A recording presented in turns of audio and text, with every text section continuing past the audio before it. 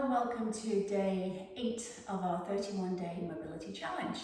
Today we are looking at our shoulders, our elbows and our wrists.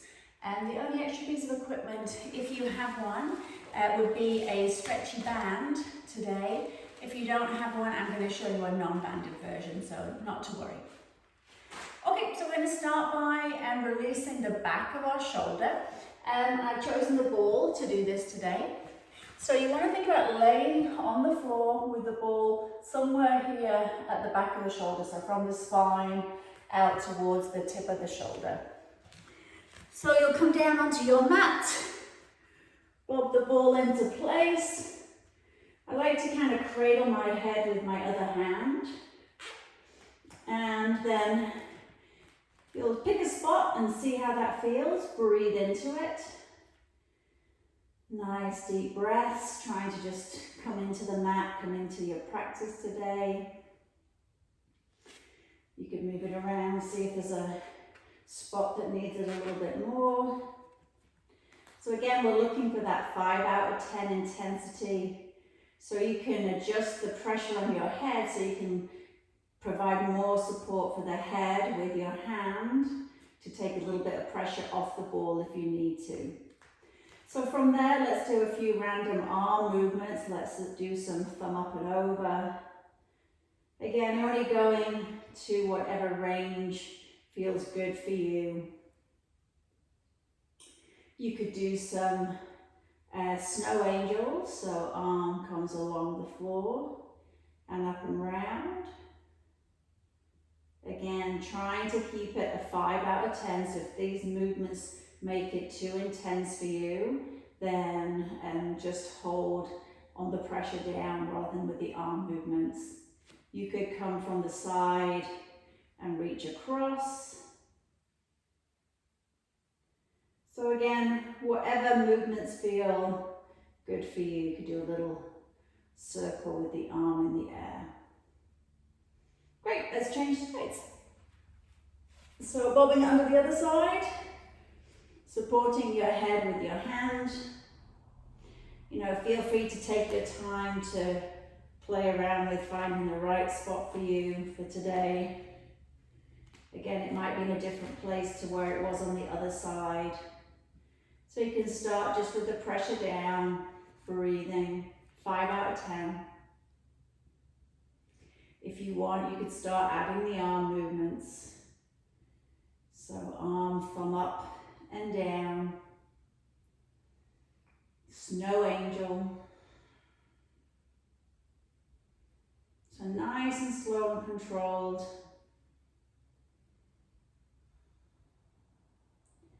Now you can do arm across the body and out to the side. You could do arm up to the ceiling and add some circles around.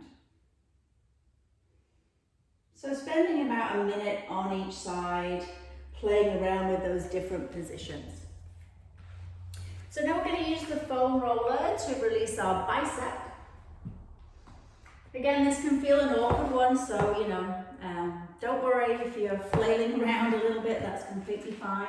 So this arm that you might not be able to see in the camera is going to be bent, and then this arm is going to be straight, and I'm going to have the roller where my bicep is in my upper arm. So I'm laying down, my right arm is bent, hand pushing into the floor, then my arm, the bicep comes onto the roller, and you'll use that arm that's on the floor to just help roll you forward and back on the roller. So play around with having your arm rotated around, maybe your thumb down, palm flat, thumb up. So again, looking for where the spots are for you. And then holding where you feel might be a tight spot for you. Could make a fist and rotate the arm around.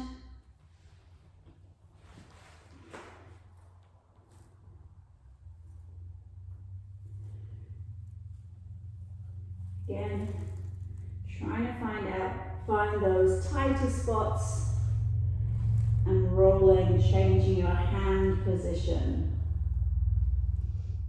You could from there bend and straighten the arm. You could keep the arm bent, you could rotate the arm. So again, playing around with what position feels good for you, for your bicep.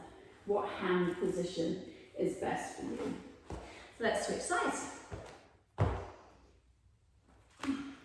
So hand pushing into the floor, the roller is on the bicep on the other side, and we are rolling side to side. So from the elbow towards the shoulder. So playing around with your hand position, so you could have your thumb down to start with. You could flatten your hand.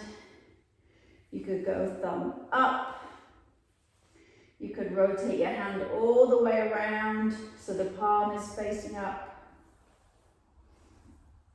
And again, then you want to just hold where you feel a tight spot.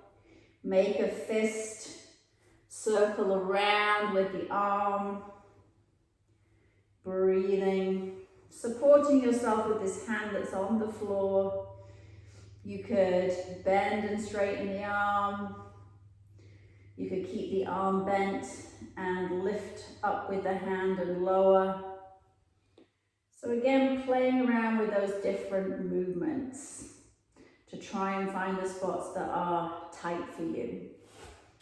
Okay, so we'll move the foam roller out of the way. And we're going to use the ball and come to the wall now. So we're going to roll out our forearms. These can get really tight.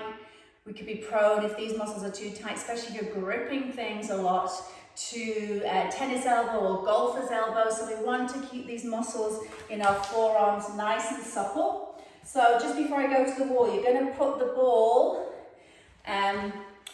on the forearm, so somewhere along here, and then the wall is going to be here, pressing the ball into your forearm.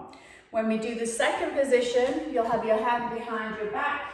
The ball will go on the forearm here, on the lower arm, against the wall. So you'll see.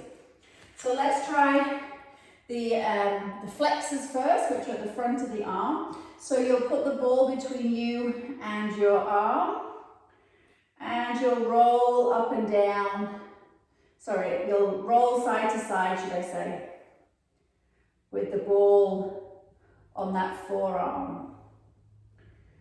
So feel free to adjust the ball, make sure that you're breathing. It's tempting to look down at the ball all the time, so try and just remind yourself to look forward.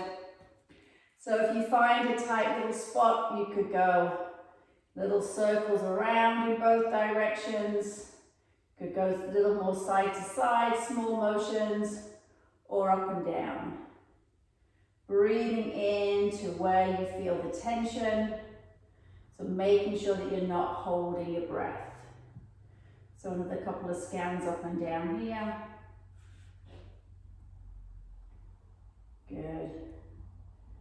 And then we'll change side and compare. If you've got a watch, maybe you want to take your watch off. So the ball goes between you, the wall and you, other hand behind.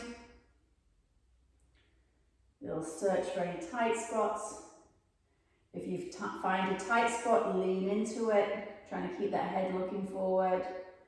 You could do the circles around. You could scrub a little bit side to side, up and down. And then going into your full scanning, see if there's any other little spots here.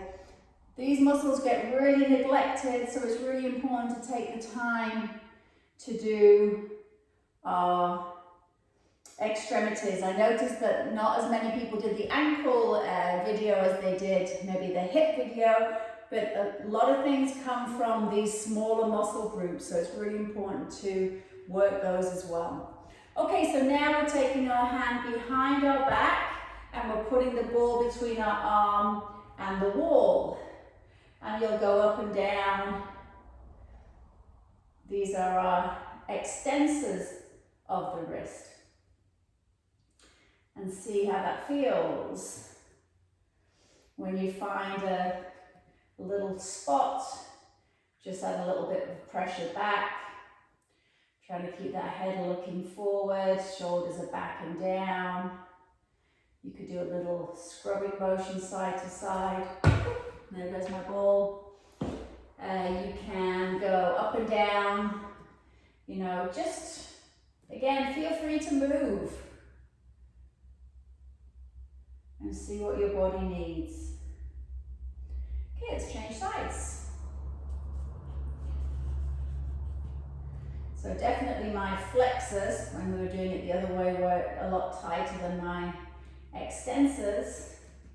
Although I feel this one more a little bit when I get closer towards the elbow joint than I do to the wrist.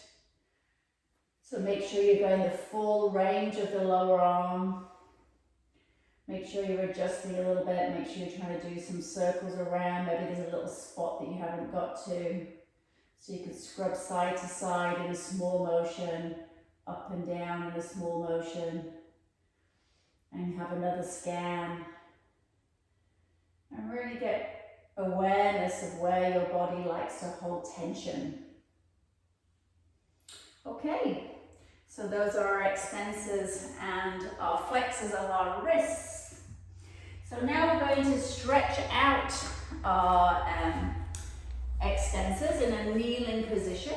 So you'll be on the mat. You're going to turn the fingers towards your knees. And you're going to look at your hands and try and get them as straight as you can. Okay? So then from there, you can squeeze the shoulder blades together and pull your shoulders away from your ears. So now we are stretching through the extensors. We are breathing. You could add a little bit of a dynamic motion of rocking forward and back. The further back you come, the more you're going to feel the stretch, the more maybe you want to arch your back to get out of the stretch, but tuck under through your pelvis and keep your tummy tucked in. Let's see what it feels on the individual side. So let's move the hand across and put it on to add pressure onto one side.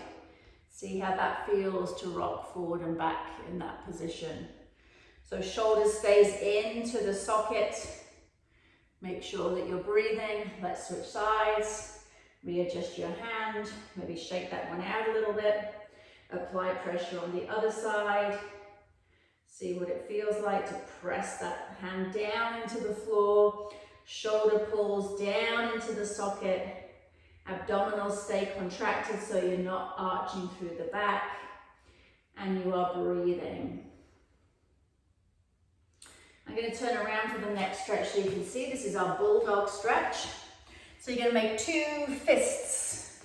And you're going to put those fists and arms down on the floor into our Bulldog position. Just make sure you can see me. And then from there, I'm going to press my hands into the floor and lift myself up. Pressing the back of the hands into the floor. Breathing. So stay in this position. So for just a modification for those people who might not like kneeling on the floor, you could have equally done your wrist stretch here on a box or a chair or something like this. And you could be doing Bulldog in that position as well. So there's a modification for those who would prefer not to be kneeling down on the floor. So staying in Bulldog, pressing the hands into the floor, trying to squeeze the fists and feeling the stretch in through the wrists and forearms. Okay, just shaking off the wrists as you come out of that. Okay, so we're going to, from there, come into our tabletop position. So what that's going to look like is we are going to turn our hands to point towards our bum. I'll shuffle this out so you can see a little bit easier. So turning your hands to face your bottom. And then the first thing we're just going to do in this position is just squeeze our shoulder blades and have a really proud chest. So I'm pressing down through my hands and opening the chest through. Make sure you don't drop your head back. You're looking forward for this position. So if you want to make this harder, so please either stay in this position and work on your wrist flexibility. Try not to change your wrist positions and have your wrist out to the side. So we're trying to get our wrist to point to, our fingers to point towards our bum. Okay, so from there you're going to press into your feet and you'll do half a lift up. Okay, so just getting used to taking your weight onto your hands and letting the bum lift up. If that feels okay, the third modification would be to lift your hips all the way up, squeeze your bum and tighten your abs. So we'll do 10 of these tabletop positions, squeezing your shoulder blades together at the top, opening the chest, looking at your knees so your head doesn't look back. If 10 feels too much, then come back down to the modification of bum lifting only a little bit off the floor, or just staying with your bum down on the floor and doing the proud chest position. So everybody else, you can do your 10 reps, and then you'll just come to sit up, just relaxing the arms. So if you want a further challenge, we're going to go into a reverse plank hold.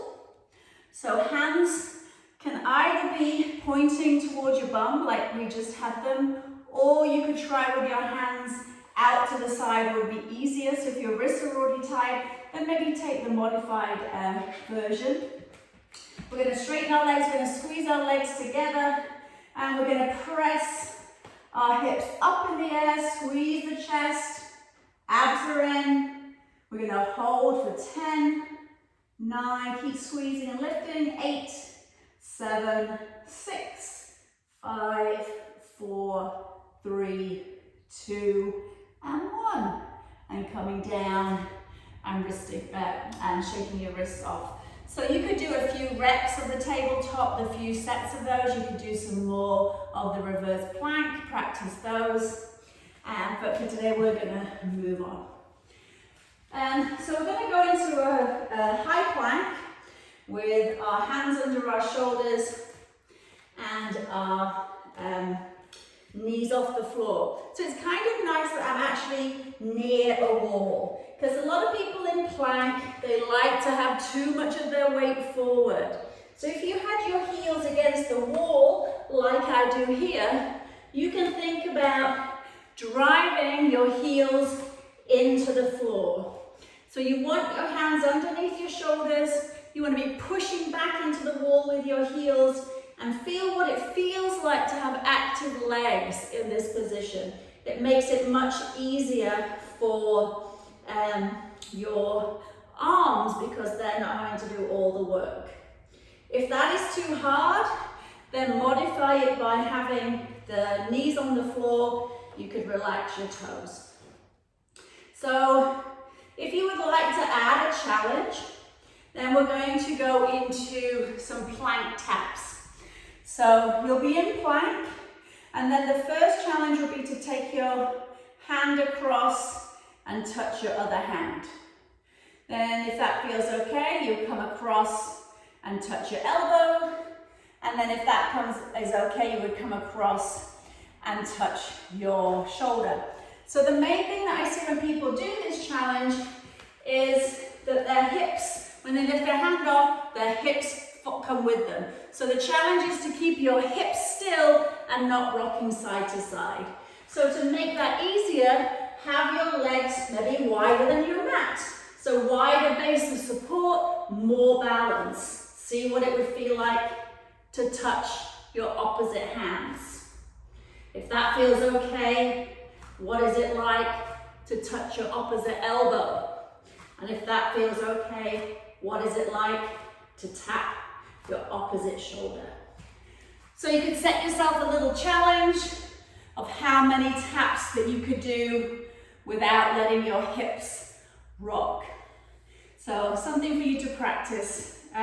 Really good for shoulder stability and core stability as well. So from there, we're going to lay onto our tummy. We're going to come into some prone flies. So laying on your tummy, arms out to the side. We're going to go thumbs up. We're going to keep our head down. You could use something to support your forehead, like a tennis ball. You could put your block there.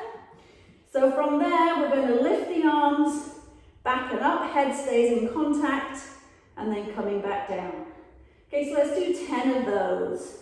Lifting up, coming back down. Breathe out, lift up, come back down. If it feels too intense with thumbs up, put the palms down and do a palm down variation. Keep breathing.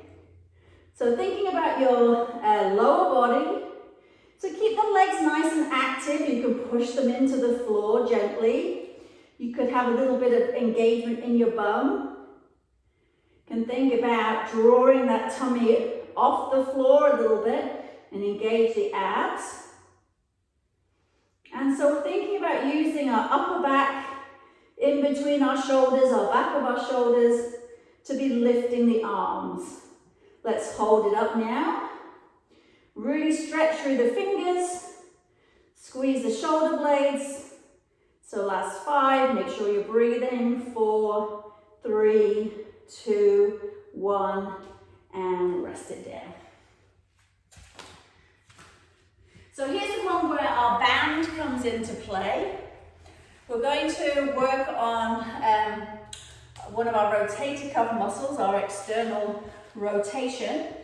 So with the band, you'll take one hand behind your back and you're holding the band with that hand. The other hand, I'm just going to wrap the band around that hand and I'm going to open with this arm. So it's coming from the shoulder. There is a tendency to want to try and do it through the wrist. So the rotation wants to come from the shoulder and your hand starts at your side and then opens out to the side. So when I see people do this, so some of the things to watch for yourself is that you're not doing it with your wrist. You see how my wrist is trying to do the opening there? And that you're also not coming in across the body and then coming out. So it's from your side and all the way out to the side. Maybe I'll stay kneeling so you can see that a little bit easier. So you probably want to do 2 sets of 15 on each side, 10 to 15. You might feel a little burning in the shoulder. That's kind of normal. You might notice differences on sides. So let's do a set on the other side. So hand goes behind you. You can adjust the tension on the band as much as you need. You can wrap it round. And then from there, shoulders back, and then opening from that shoulder joint. So I'm from the side of my body out to the side. So this works in kneeling actually, or you can do it in standing. You could tie this band around a post if you have a post to tie it around to. I kind of like the hand behind the back though, because it helps to open up this front of the shoulder. We often see these shoulders starting to tip and round forward. So this is a really good exercise to try and keep that shoulder back. So again, working on 2 sets of 10 to 15 reps of those. If you didn't have a band, everybody could try this version as well if you like.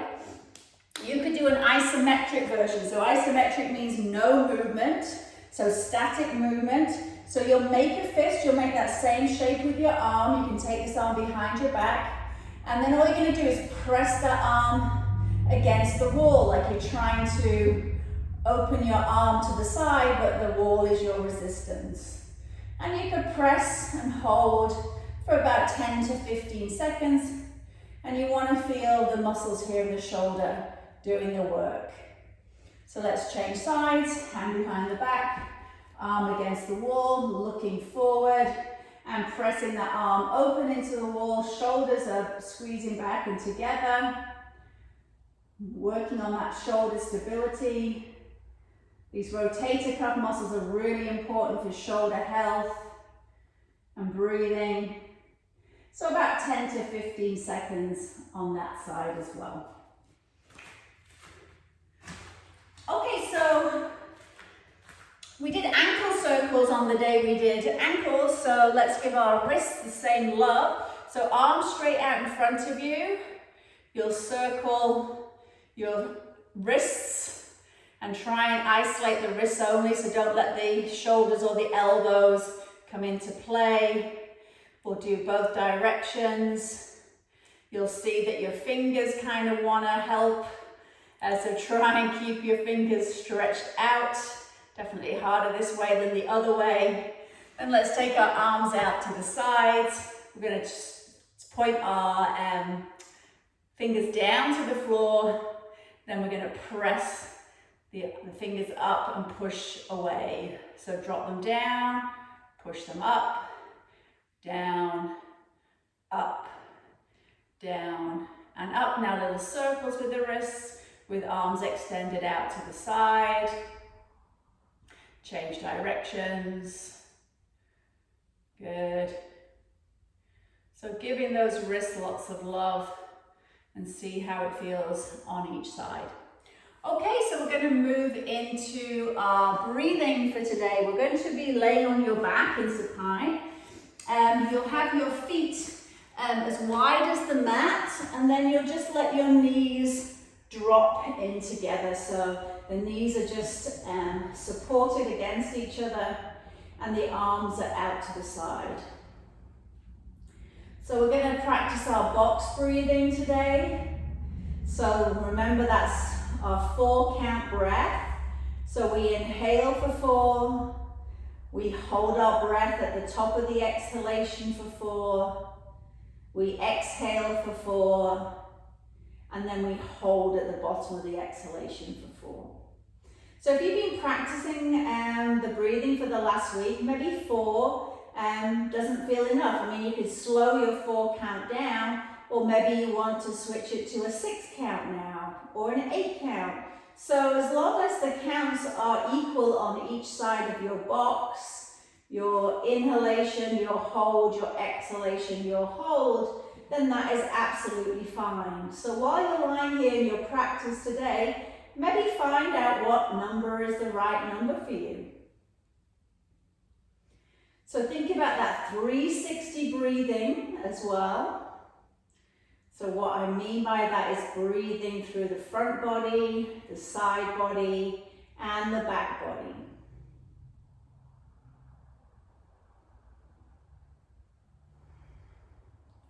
Think about evening your belly and your chest rise.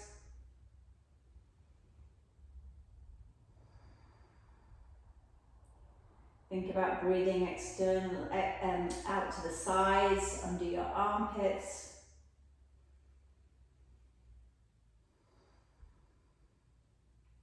And think about breathing to where your mat and back touch.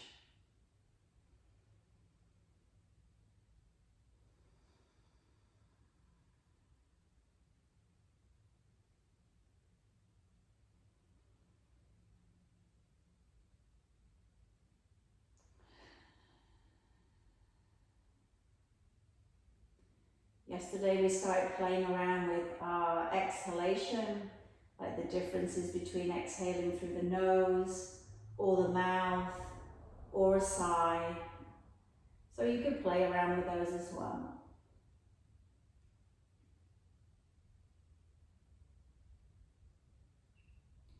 So last couple of breaths here. Of course, if you want to stay here and keep breathing, then just hit pause.